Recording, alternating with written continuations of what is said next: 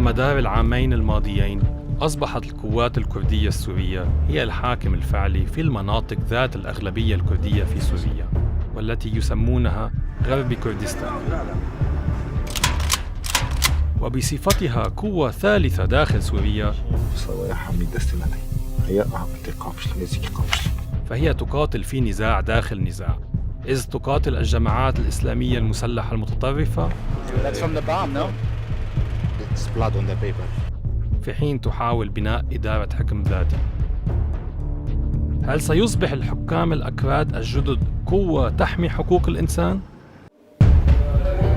بس بدنا العدل، بدنا العدل. المحكمة قوانين الطبقة. كسكي محامي دارتنا أصلا محكماتنا، يعني محكمنا كنا بس اعتقال كنا تحت أي قانوني.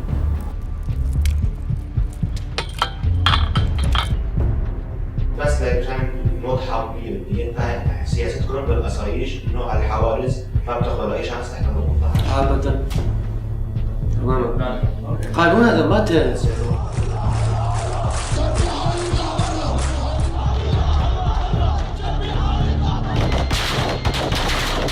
لما يجيك رصاص، يعني لما يجيك طلق، يعني بده يقتلك، يعني شو بدك تعمل يعني؟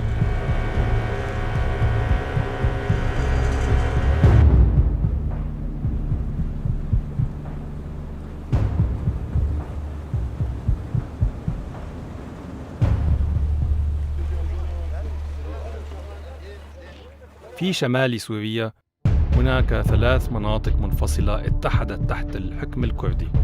هناك نحو 2,000,000 كردي يعيشون في سوريا، وعلى مدار عقود واجهوا الاضطهاد والتمييز، بما في ذلك القيود المفروضة على استخدامهم لغتهم. وفي عام 2012 انسحبت القوات الحكومية السورية من المناطق ذات الأغلبية الكردية، ما أدى إلى فراغ أمني. أقوى حزب سياسي سوري كردي وأكثر تلك الأحزاب تنظيماً هو حزب الاتحاد الديمقراطي، وقد تقدم لشغل الفراغ معلنا الحكم الذاتي للمنطقة قابضاً على السلطة فيها. قاتل الجناح المسلح لحزب الاتحاد الديمقراطي، وهو وحدات حماية الشعب، ضد الجماعات الإسلامية المتطرفة ومنها داعش التي هاجمت المناطق الكردية وارتكبت انتهاكات مروعة بحق المدنيين. في والدي استاربشن بر اعتقالات شكرا لأنه يمكن بافي من اتجاه سياسي خو اختلافات كوني بارتيا. تعيش دلال الآن كلاجئة في العراق. روت لنا كيف اعتقل والدها منذ أيلول 2013. بافي مع اعتقال كده في اجتماع حزب بارتي دوغون بافكي من مالها.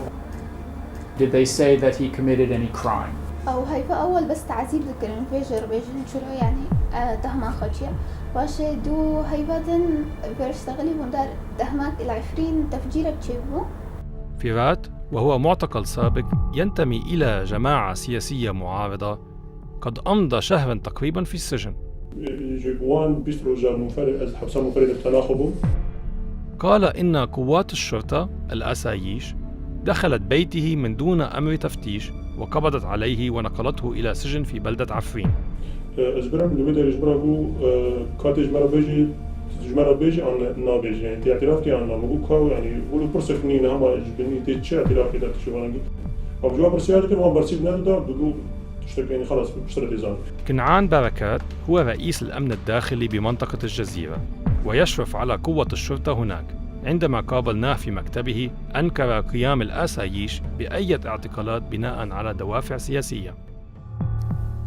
هاي الادعاءات احزاب معارضه يعني من حق الطبيعي تقولوا انه عندنا اعتقال سياسيين وعنده ما بعرف شو، بس ما في ادله عنا، ما في اي معتقل سياسي عنا يعني بسجوننا، ما في معتقلين سياسيين. لم تقتصر الانتهاكات التي اكتشفناها على تلك التي تمارس بحق الخصوم السياسيين الأكراد لحزب الاتحاد الديمقراطي. After you arrest somebody, how long can the Asayish hold them? 24 ساعة، وأثناء التحقيق يحق له توكيل محامي موجود. قال لنا سجناء وسجناء سابقون ومحامون إن هذا ليس حقيقياً. Was there any person who was defending you? كان في حدا يعني محامي عشان يدافع عنك هنيك؟ لا ما في. شخو قلتنا من يعني قلتنا كان نفر ميبو هذا زي المحامي جنبو تشتغل نبو وأخبرنا بعض المحتجزين بأنهم قد تعرضوا للأذى البدني أثناء احتجازهم. بالبوكس بالعصا وبالكابلات وبالرفس، وين ما بيجي يضرب. قاتل مثلا مخستم سيارتي شنو مخستم سيارتي ببوكسات بالكلمة مش عامودي حياة مش لو المخس. وعندما وصلوا إلى مركز الشرطة أخبرنا سوران إن عناصر الأساييش ربطوا ساقيه بحزام كلاشنيكوف وراحوا يضربونه بعصا لإجباره على الاعتراف. شغال بقوشتي هتوناك باعتراف بالمؤسسة. منذ توليها السلطة في عام 2012 استخدمت قوات أمن حزب الاتحاد الديمقراطي صبية وفتيات تحت سن 18 في أعمال عسكرية.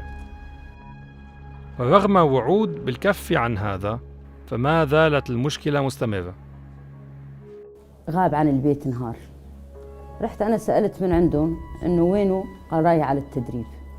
قالت لنا هناء إن ابنها البالغ 13 عاماً انضم إلى وحدات حماية الشعب دون علمها في كانون الأول 2013. يعني أنا لما رحت شفت حوالي 30 شخص، بس مو الكل بهذا العمر، في أكبر يعني. قلنا لهم ليش أخذتوه؟ قال والله لما جينا انزعجنا إنه ليش أخذوه للولد بدون ما يخبرونا. في واحد منهم يعني تصرف بشكل مثل ما يقولوا سيء وأخذ الصغار.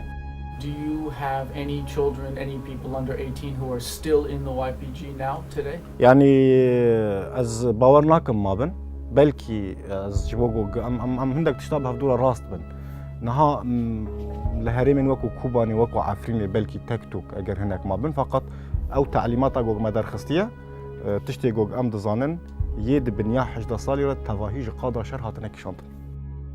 في كانون الأول 2013 أصدرت وحدات حماية الشعب أمراً بمنع استخدام الأطفال تحت 18 عاماً في صفوفها. قال الناطق الرسمي أن بعض المخالفات قد وقعت لكنها أخطاء فردية. يعني أم دنافا تاكوشينا كده نقو براستيجي أمريل بيشيافي ظاهرة كيمي 11 صالية تبليبونا ناف رفن لشكري أم دوي أليدا بربي جدينا.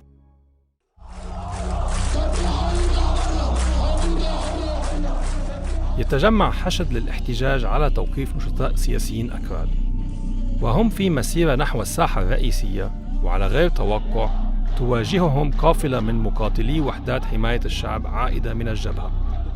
نحن كنا جايين من معركة ضد جبهة النصرة. قال الناطق الرسمي إن المقاتلين لم تكن لديهم فكرة عن المظاهرة، بل يمرون بالبلدة بالصدفة عائدين إلى قاعدتهم. قال لنا متظاهر حضر الواقعة ماذا رأى.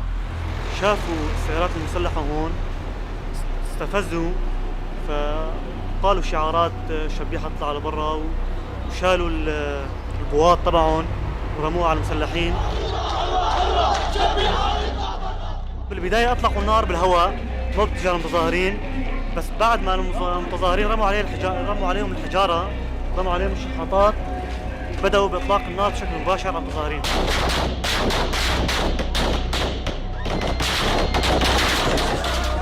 قتل 3 أشخاص وأصيب العشرات. How do you respond to the allegation that the forces opened fire on the protest?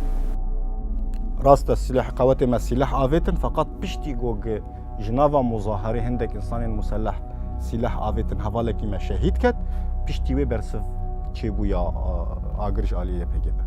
رد فعلك يبر مفاجئ بو اما هدف نسفيل بون هدف كسين جوجي سلاح بكارتاني دنا مظاهرات. زعم الناطق باسم وحدات حماية الشعب أن قوات الوحدات تعرضت لإطلاق النار عليها من أشخاص في الحشد، ما أودى بحياة أحد المقاتلين.